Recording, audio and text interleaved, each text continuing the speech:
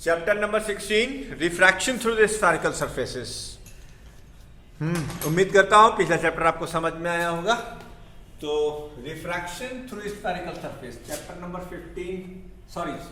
16 है ये।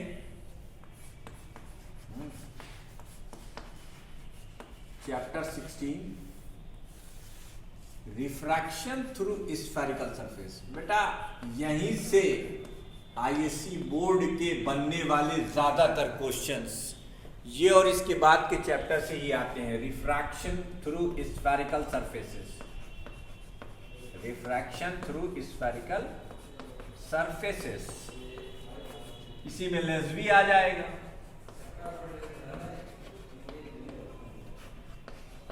लेंस, ठीक। आइए हम लोग इसमें सबसे पहले डिराइव करेंगे refraction formula for convex spherical surface. Refraction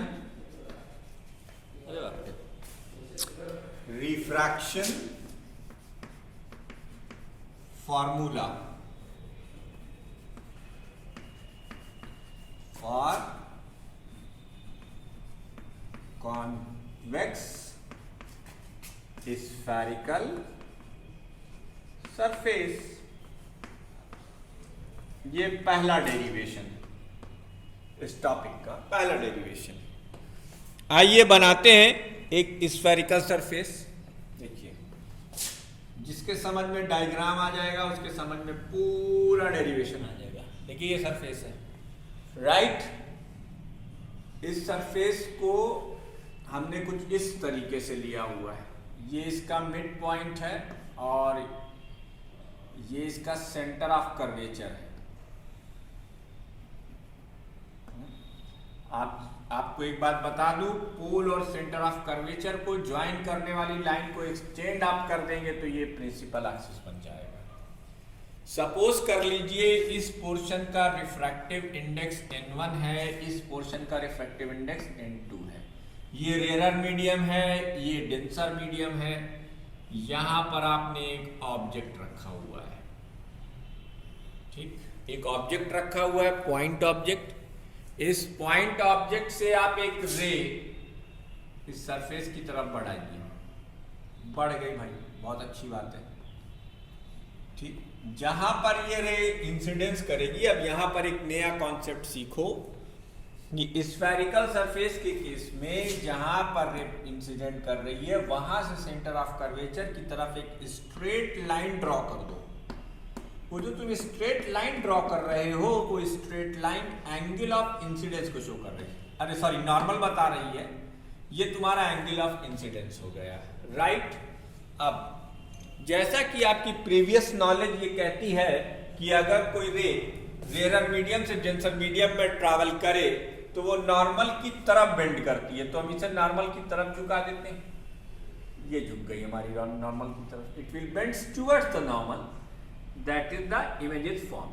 ये एक रियल इमेज बना रही है क्योंकि रे वास्तव में यहां आई है, रियलिटी में यहां पर रे आई है। इस एंगल का नाम हम यहां पर आर रखेंगे। ये एंगल ऑफ रिफ्रैक्शन हो गया, ठीक। बहुत बढ़िया। अब ये जो हमारा एंगल है इसको आप मान लीजिए अल्फा। ये जो एंगल है इसको आप मान लीजिए बीटा, और ये जो एंगल है इसको आप मान लीजिए गामा। अब ये इतने से काम चलाएगा। अब ये O है, ये P को नीचे लिखो, ये C है, इसको भी नीचे लिखो जैसे हमने सब।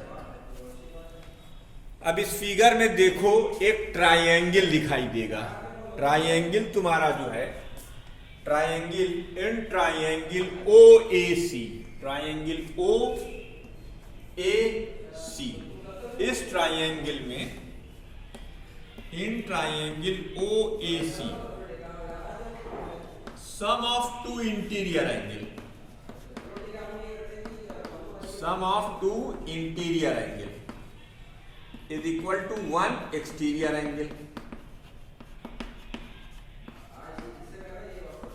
ठीक। तो sum of two interior angle यानी alpha plus gamma is equal to y. Alpha plus gamma is equal to i, equation number 1। Similarly in triangle ACI, इस ट्राइंगल में देखो sum of two interior angle यानी R plus beta is equal to gamma, R plus beta is equal to gamma. It implied that R is equal to gamma minus beta, equation number 2। ये दूसरा equation गया।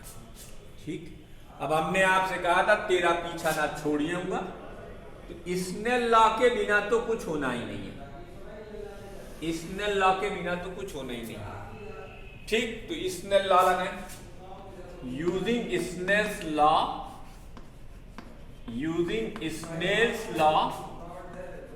assuming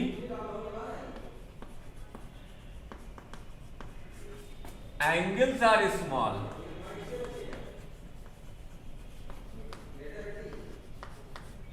हमने Snell law तो लगाया है लेकिन ये अज्यूम कर लिया है कि एंगल स्मॉल है।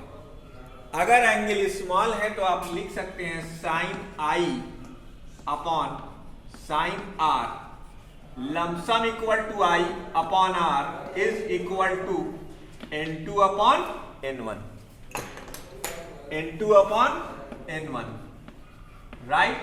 It implied that n1i is equal to n2r।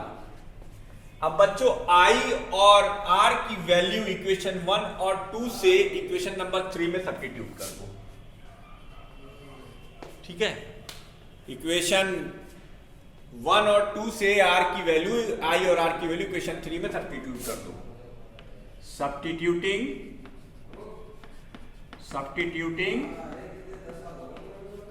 i and r from 1 and 2 in 3, right. अब जब तुम इसमें सब्स्टिट्यूट करोगे तो देखो n1 टाइम्स i की जगह पर अल्फा प्लस गामा, उसके बाद n2 टाइम्स r की जगह पर gamma minus beta, n2 times gamma minus beta, right.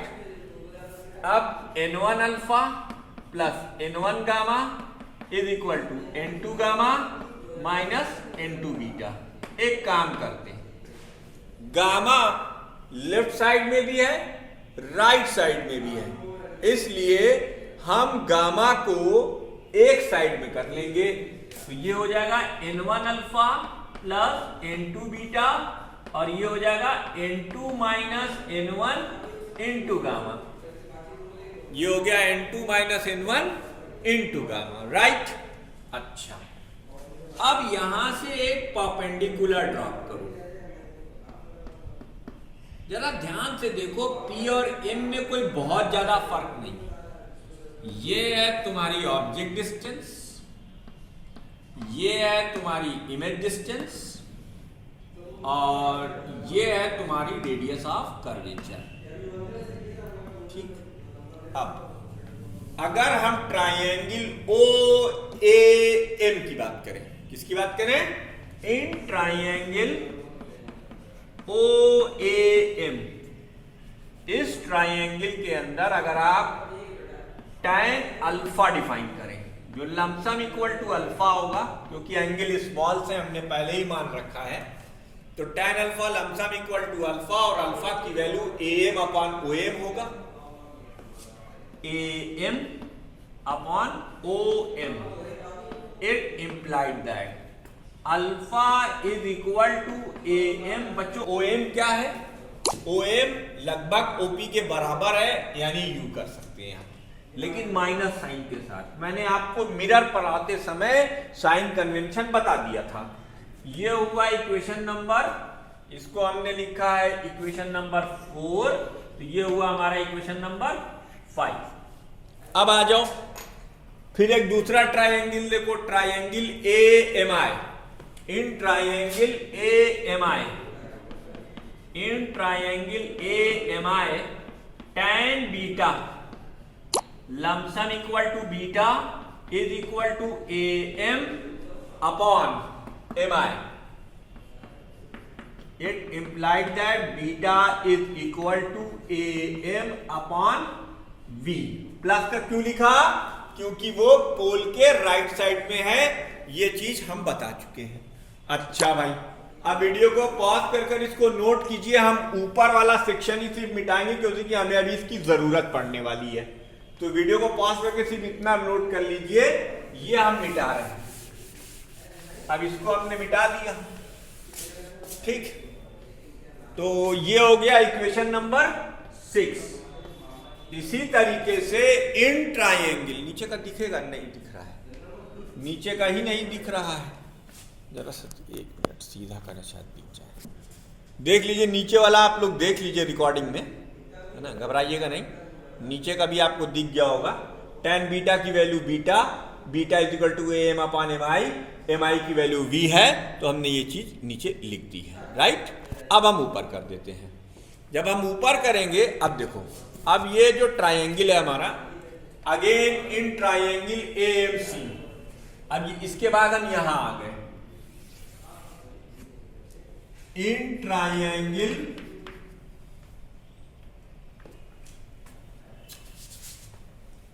इसको नोट करो।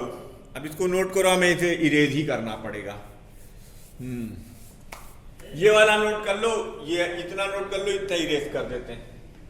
देखो, ये इतना नोट कर लो, वीडियो को पॉज करके इतना नोट कर लो, इसको हम इरेज कर दे रहे हैं, इसकी हमें जरूरत पड़ने वाली नहीं है, हैं? अब इसके बाद हम यहां से यहां आए हैं, तो in triangle AMC, in triangle AMC, इस ट्रायंगल में tan गामा डिफाइन होगा, lump sum equal to gamma define होगा, और ये होगा AM upon MC. It implied that gamma is equal to AM upon MC की वैल्यू आप लिखेंगे R। ये हो गया equation number 7। Substituting alpha beta gamma from 5, 6 and 7 in 4।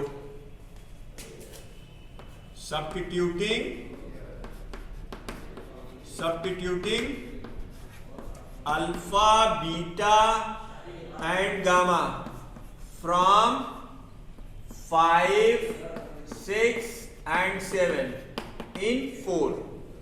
देखो बच्चों क्या मिला, n1 टाइम्स अल्फा की जगह पर आप क्या लिखेंगे?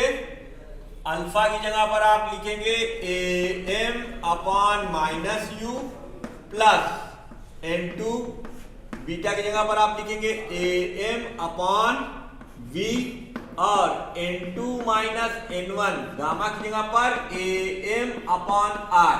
बेटा AM तीनों जगह पर है, कैंसिल आउट कर लीजिए। जब आप इसे कैंसिल आउट, फिर नहीं दिख रहा है, हाँ देखिए, देख लीजिए, नोट कर लीजिएगा। तो ये AM तीनों जगह पर है, वो कैंसिल आउट हो जाएगा। जब ये कैंसिल आउट हो जाएगा तो अब बचेगा क्या? अब हम इधर वाला भी इरेज करेंगे। वीडियो को पॉज करके इसे नोट कर लीजिए। हम उसे अब इसे हम इरेज करने जा रहे हैं। तो बन गया फार्मूला, चिंता मत करिए। जैसे आपने मिरर के लिए एक फार्मूला निकाला था 1/v प्लस 1/u = 1/f, वैसे ही रिफ्रैक्टिंग सरफेस के लिए फार्मूला आप निकाल रहे हैं। अब ये आ गया n1 upon minus n1 upon u, फिर आ गया n2 अपॉन v, फिर आ गया n2 minus n1 1 upon r। तो ये हो गया n2 upon n1 into v minus 1 upon u है। और यहां से क्यों ऐसा हुआ है? क्योंकि बेटा हमने n1 कॉमन आउट किया है। हम n1 यहां से भी कॉमन आउट कर लेंगे, ये n2 अपॉन n1 माइनस 1 हो जाएगा, और ये 1 अपॉन r। लेट n1 से n1 cancel, let n2 by n1 is equal to n। तो रिफ्रैक्शन फार्मूला क्या आया? n by v minus 1 by u is equal to n minus 1 1 by r। ये refraction formula आ गया, ये refraction formula आ गया। ठीक, अब ये पहला डेरिवेशन हुआ, इसे नोट कर डालिए। अब दूसरा डेरिवेशन करते हैं इसी का।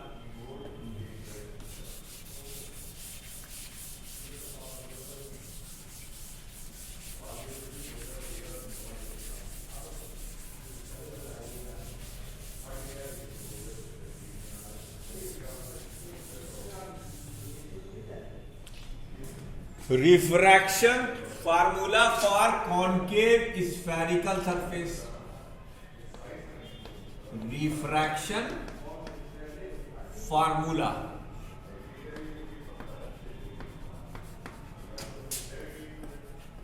for concave spherical surface. ठीक, refraction formula for concave spherical surface. देखो तुमने ये एक सरफेस लिया ऐसे, इधर का refractive index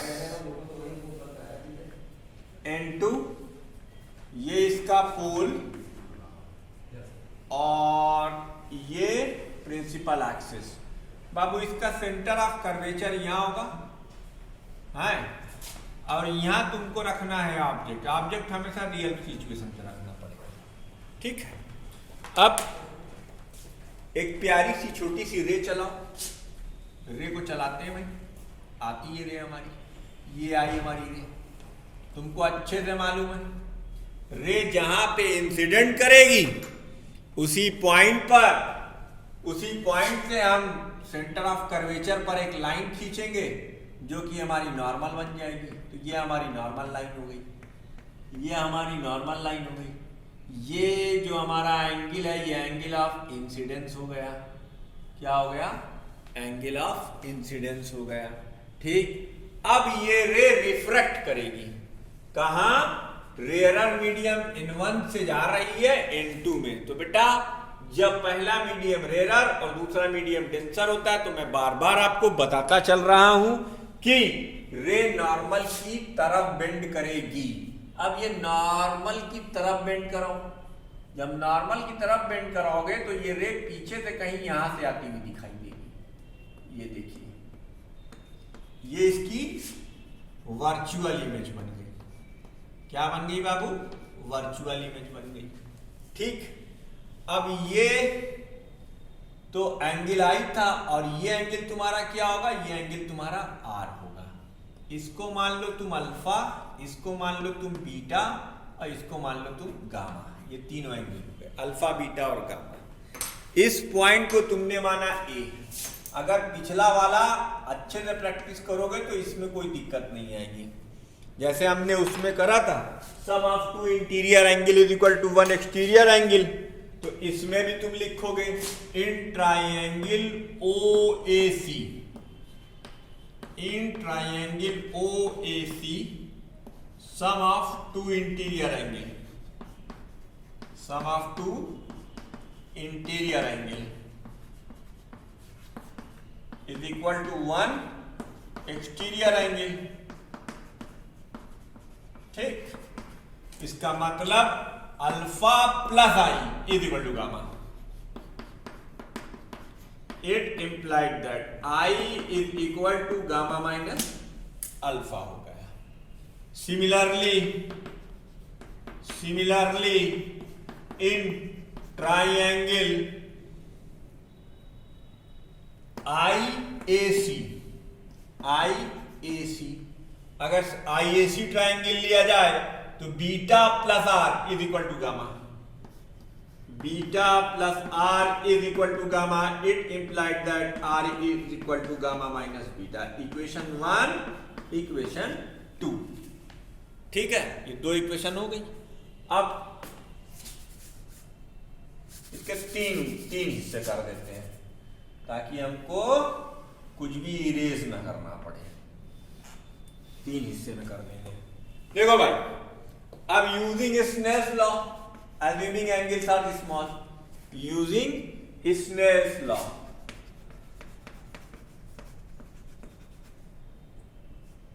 Sin I upon sin R is equal to N2 upon N1. तो अगर एंगल स्मॉल हो, इफ एंगल्स आर स्मॉल, थोड़ा बदल देते हैं, इफ एंगल्स आर स्मॉल, अगर एंगल स्मॉल हो तो I upon R is equal to N2 upon N1. It implied that N1 I is equal to N2 R. N1 I is equal to N2 R हो गया. अब N1 times I की value क्या है बेटा? Gamma minus alpha है, और N2 की वैल्यू और R की वैल्यू क्या है बेटा? गामा माइनस बीटा है. देखो लमसम वही चीज फिर से मिलेगी तुमको. N1 gamma minus N1 alpha, N2 gamma minus N2 beta. लाओ इधर N1 सॉरी ये इधर आकर N2 बीटा प्लस का हो जाएगा, माइनस N1 अल्फा हो जाएगा. उसके बाद N2 minus N1 into gamma हो जाएगा. ठीक, ये हो गया. अब हमें करना क्या है? यहां से हमें एक परपेंडिकुलर ड्रॉप करना है. ठीक, ये ऑब्जेक्ट डिस्टेंस है, इसे हम u लेंगे, ये इमेज डिस्टेंस है, हम इसे v लेंगे, और ये रेडियस ऑफ कर्वेचर है, इसे हम r लेंगे. बेटा आप फिर 3 ट्राइंगल में डिफाइन करो. एक प्रैक्टिस करोगे, एक अपने आप प्रिपेयर हो जाएगा, बाकी तुम्हारी इच्छा है. पढ़ोगे अपने लिए, नहीं पढ़ोगे अपने लिए, बात कहता हूं सफा. ठीक, तो इन ट्राइंगल OAM देखो भाई सेम प्रोसीजर है. इन ट्राइंगल OAM में tan alpha lump sum equal to alpha is equal to AM upon OM. It implied that alpha is equal to AM upon minus U. AM upon minus U है. In triangle IAM, in triangle IAM tan beta lumsum equal to beta is equal to AM upon MI, यानी beta is equal to AM upon minus का बी. देख लो बाबू, सब जो है पोल के इस साइड है, इसलिए U भी माइनस V भी माइनस. इन ट्राइंगल CAM, अगर CAM की बात करो